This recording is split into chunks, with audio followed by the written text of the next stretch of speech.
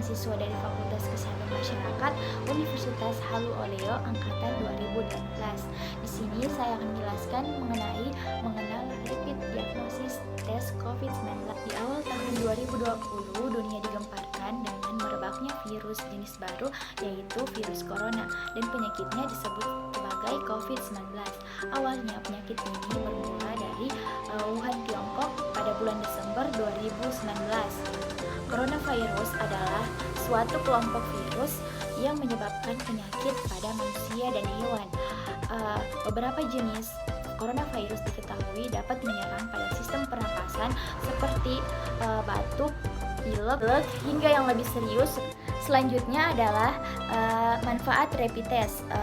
Rapid test adalah metode screening awal untuk mendeteksi antibodi, yaitu imunoglobulin G dan M yang diproduksi oleh tubuh untuk melawan virus corona. Manfaatnya yaitu sebagai upaya untuk menekankan penyebaran virus corona. Selanjutnya yaitu adalah kriteria orang yang akan di rapid test. Yang pertama, orang tanpa gejala. Yang dimasukkan di sini adalah orang yang tidak bergejala dan memiliki resiko tertular dari orang positif COVID-19.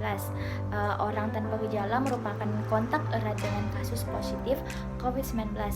Yang kedua adalah orang dalam pengawasan atau ODP, adalah orang yang mengalami demam di atas 38 derajat Celcius atau riwayat demam atau gejala gangguan sistem pernapasan seperti pilek, sakit tenggorokan, batuk, dan selama 14 hari terakhir sebelum timbul gejala memiliki riwayat perjalanan atau tinggal di negara atau wilayah yang melaporkan transmisi lokal. Yang ketiga adalah pasien dalam perawatan atau PDP.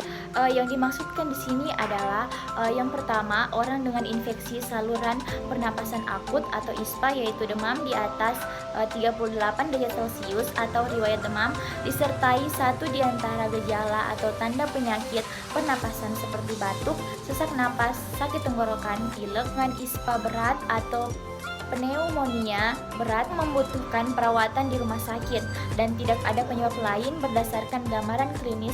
Yang keempat adalah masyarakat dengan resiko tertular paling tinggi, yaitu petugas kesehatan yang berada di rumah sakit. Selanjutnya, alat dan bahan rapid diagnosis tes COVID-19. Yang pertama yaitu strip rapid test, yang kedua pipette test, yang ketiga handspoon, yang keempat lancet, yang kelima alat pengukur waktu, yang keenam tes keset, dan yang ketujuh adalah APD. Bahan yang digunakan yaitu yang pertama adalah sampel darah, yang kedua larutan buffer, dan yang ketiga alkohol swabs. Selanjutnya, tahapan pemeriksaan COVID-19. Yang pertama yaitu tahap screening.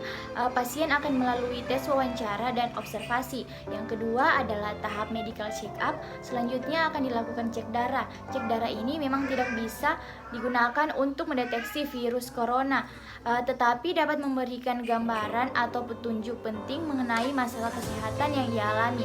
Yang ketiga adalah tahapan menunggu. Hasil pemeriksaan pada tahap ini biasanya pasien akan dipindahkan di ruang dekontaminasi sambil menunggu hasil tes yang sudah ia lalui sebelumnya. Yang keempat yaitu tahap pembayaran. Terakhir adalah tahap pembayaran bagi pasien yang tidak dinyatakan suspek corona. Yang kelima adalah ruang isolasi. Setelah pasien dinyatakan suspek corona, maka ia akan dipindahkan ke ruang isolasi. Yang keenam itu tes virus corona.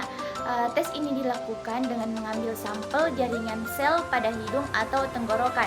Yang ketujuh adalah tahap pembayaran. Berbeda dengan biaya ketika pasien dinyatakan tidak suspek corona, biaya yang dikeluarkan untuk pasien yang sampai pada tahap tes virus corona COVID-19 selanjutnya rata-rata akan diminta untuk membayar dengan biaya total 1,5 juta rupiah. Selanjutnya adalah cara analisa hasil pemeriksaan. Pada alat rapid test ini terdapat 3 garis indikator yang ditandai dengan C, IgM, dan IgG.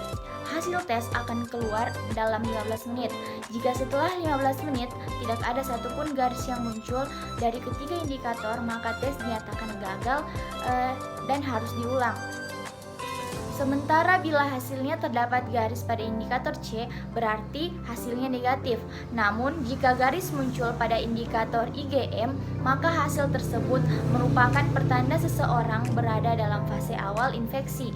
Lain halnya, jika mendapat hasil IgG, maka seseorang yang sedang berada pada fase akhir infeksi, artinya dinyatakan sembuh atau pernah memiliki riwayat infeksi virus corona. Sementara itu, jika garis muncul pada indikator yaitu IgM dan IgG, maka pasien sedang berada pada fase infeksi aktif. Baik, itu saja penjelasan dari saya mengenai mengenal rapid diagnosis test COVID-19. Apabila ada salah kata mohon dimaafkan. Billahi taufiq walhidayah. Wassalamualaikum warahmatullahi wabarakatuh.